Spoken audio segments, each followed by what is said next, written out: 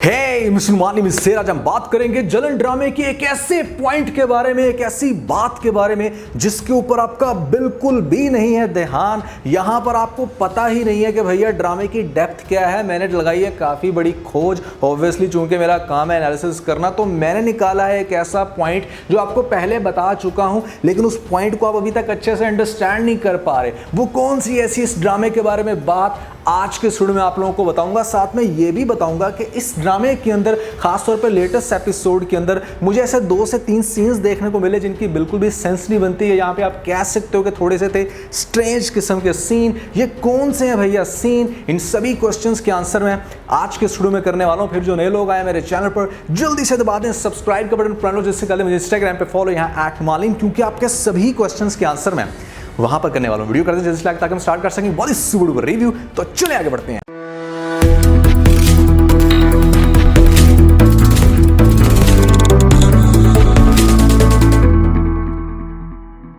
तो इस ड्रामे का जो सबसे बड़ा पॉइंट है, वो बात जिसका आपको बिल्कुल भी आइडिया नहीं हो रहा, मैं पहले 2 दफा बता चुका हूं, वो ये कि इस ड्रामे के अंदर मीशा की डेथ हो जाएगी। अब मीशा की डेथ होगी कैसे, ये बहुत इंटरेस्टिंग है। इस चीज को जानने के लिए पहले आप थोड़ा सा अंडरस्टैंड कर लो कि इस ड्रामे में कौन किसको प्यार करता है।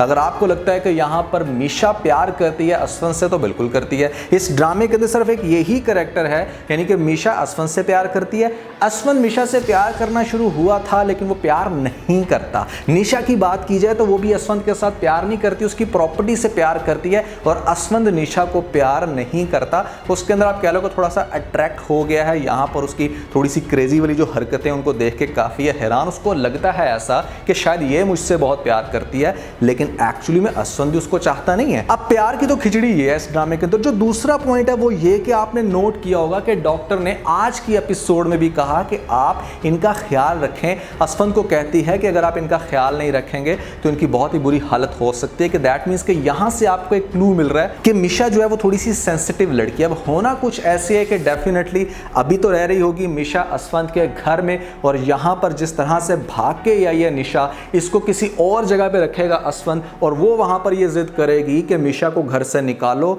उसको मेरे पेरेंट्स के पास भेजो, मैंने उस घर में जाके रहना है जब तक तुम उसको डिवोर्स नहीं दे देते। उसके बाद तो हम कर लेंगे डेफिनेटली शादी, लेकिन अभी मैंने यहां नहीं रहना, मुझे उसी घर में जाना है जो एक्चुअली में तुम्हारा घर है, और तुम वहां से मीशा को निकालो। तो ये बिल्कुल ऐसे ही करेगा, मीशा को भेज देगा उसके पेरेंट्स के पास और कहेगा कि जब तुम्हारी डिलीवरी हो जाएगी उसके बाद मैं तुम्हें डिवोर्स दे दूंगा। लेकिन वो एक ही रिक्वेस्ट कर रही है कि मेरे से चाहे सब कुछ ले लो, मुझे नहीं चाहिए आपका बड़ा घर, यहां पर किसी किस्म की कोई चीज नहीं चाहिए, लेकिन आपका चाहिए सिर्फ सहारा।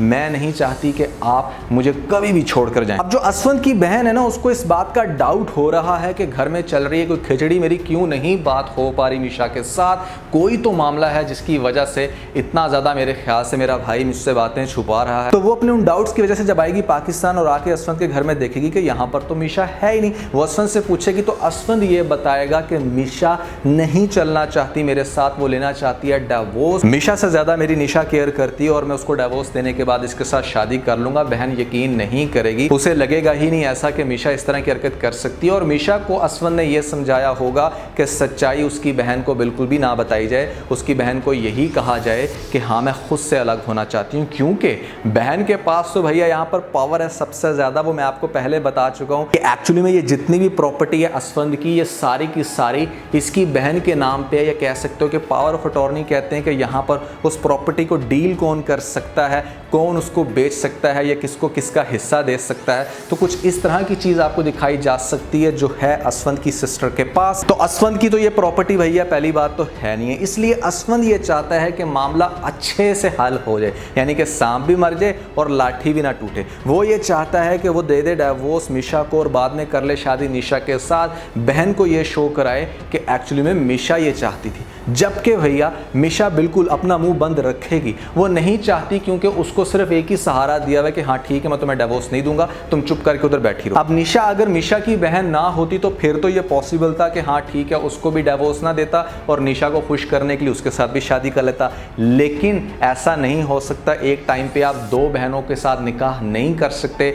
एक को डिवोर्स देना बहुत ही ज़्यादा ज़रूरी है, जिसकी वजह से निशा तो ये काम करवा के ही रहेगी। अब होगा कुछ ऐसे का, या तो जैसे मैंने आपको पहले बताया कि असवंत की बहन को बताएगा अहमर सारी सच्चाई, या घर की कोई नौकरानी बता सकती है। अगर नौकरानी नहीं तो वो खुद से भी सुन सकती है, जिस तरह एग्जैक्टली सुनते हुए दिखाया मिशा के पेरेंट्स को।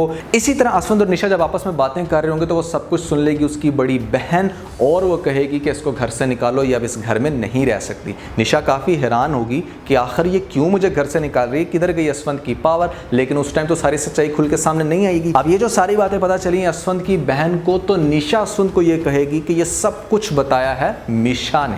तो वो जाएंगे भैया एग्जैक्टली मिशा के सामने, यहाँ पर पूछेंगे उससे कि उसने क्यों ऐसी हरकत की, क्यों बताई सारी सच्चाई। वो कहेगी कि मैंने बिल्कुल भी नहीं बताया, मेरे लिए आपसे ज़्यादा कोई अजीज़ नहीं हो सकता, मुझे आप कहीं पर भी रखें, किसी कोठड़ी में भी रखें, मुझे इससे फ़र्क नहीं पड़ता, मैंने नहीं बताया। लेकिन असवंत के ऊपर डेफिनेट निशा का जुनून सवार होगा, जिसकी वजह से वो मिशा को देगा धक्का, बड़े बुरे तरीके से ये गिरेगी। यहाँ पर कोशिश इसकी तो ये होगी कि किसी तरीके से इसका बच्चा भी ज़ाया हो जाए, लेकिन वैसा नहीं होगा। बाद में जब उसकी होगी औलाद तो भैया वो पीछे पीछे फिरेगी असवंत के, वो ये कहेगी कि प्लीज़ अपने बच्चे को कोई नाम दे दो या उसको एक दफ़ा देख लो। वो बिल्कुल भी नहीं देखेगा, उल्टा निशा के कहने के ऊपर अपनी बीवी को जिस टाइम ये डिवोर्स देगा, तो जैसे मैंने आपको पहले कहा कि मिशा की तो एक ही रिक्वायरमेंट है कि मुझे अपने से अलग मत करो, लेकिन जैसे ये सख्त दिल इंसान उसको डिवोर्स देगा तो वो फिर सस्टेन नहीं कर पाएगी, क्योंकि डॉक्टर्स ने पहले ही कह दिया जब इसको डिवोर्स मिल जाएगी तो उसके बाद आपको दिखाया जा सकता है कि यहाँ पर ये कर ले खुदकुशी कुछ खा के, या कोई भी रीज़न बने कि इतनी बीमार होगी कि बेचारी चल बसी।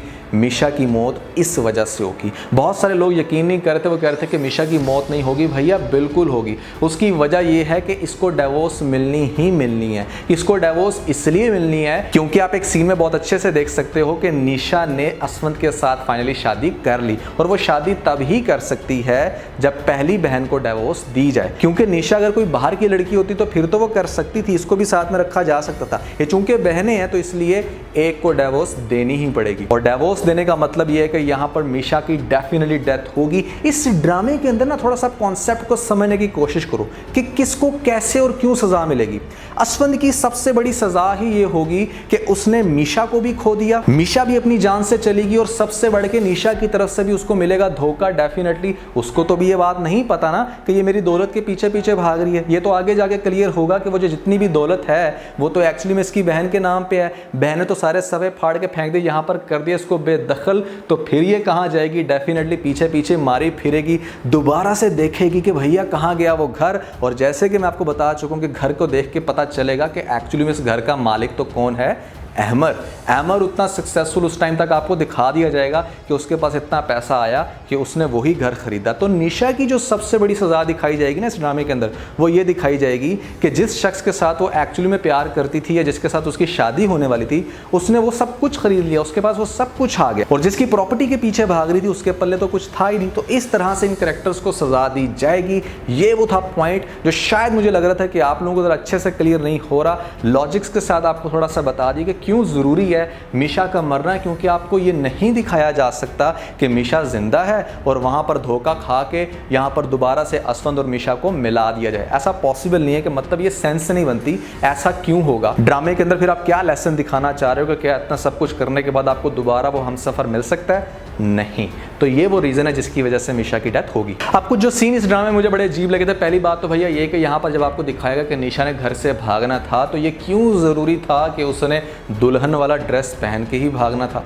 मतलब भैया वो अपने नॉर्मल ड्रेस में तो जा सकती थी, यहाँ पर पर्दे को लटका के भागी है, यहाँ पर किसी भी तरह के दुपट्टों को। तो भैया बात करने का मकसद ये है कि ड्रेस क्यों चेंज कर दिया? और दूसरी बात ये है कि आप कैसे फोर्स करके अपनी उस नाफरमान औलाद से निकाह करवा सकते हो, जिसका पता है कि भैया यहाँ पर बगावत उसकी आंखों में नज़र आ रही है, वो इतने बड़े बड़े काम कर रही है, तो कैसे बड़ी फर्माबरदार बच्ची बन के या आपके प्रेशर में आके वो निकाह कर सकती है? ये सीन भी काफ़ी लॉजिकल था कि मतलब सेंस ही नहीं बनती। या तो आपको दिखाया जाता ना कि हाँ निशा को किसी का डर है, उसको तो डर है ही नहीं। अगर आप उसको काजी साहब के सामने बिठा भी देते तो क्या उसने कह देना था कि हाँ मुझे कबूल है? बिल्कुल भी नहीं। और तीसरा बड़ा अजीब सीन मुझे ये लगा कि मतलब डॉक्टर तो काफ़ी प्रोफेशनल होते हैं, वो इस तरह से ठीक है हाँ वो पूछते हैं कि आपके घर का क्या है माहौल, लेकिन वो इस तरह इंसल्ट नहीं कर सकते जिस तरह इस डॉक्टरनी को करते हुए दिखाएगा कि जैसे वो अम्मा है असवंत की, आगे से उसको कह रही है कि तुमसे तो बेहतर अनपढ़ शोहर होते हैं। मतलब डायरेक्टली इंसल्ट ऐसे कैसे होता है भैया?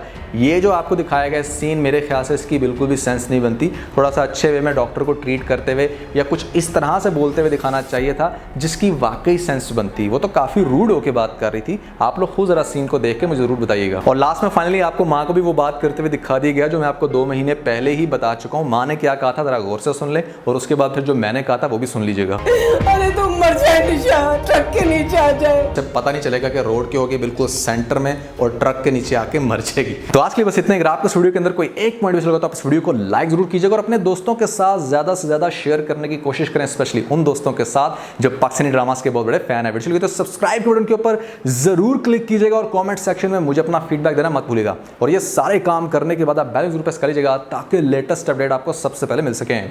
इसके साथ ही अपना बहुत सारा ख्याल रखें। Stay motivated and God bless.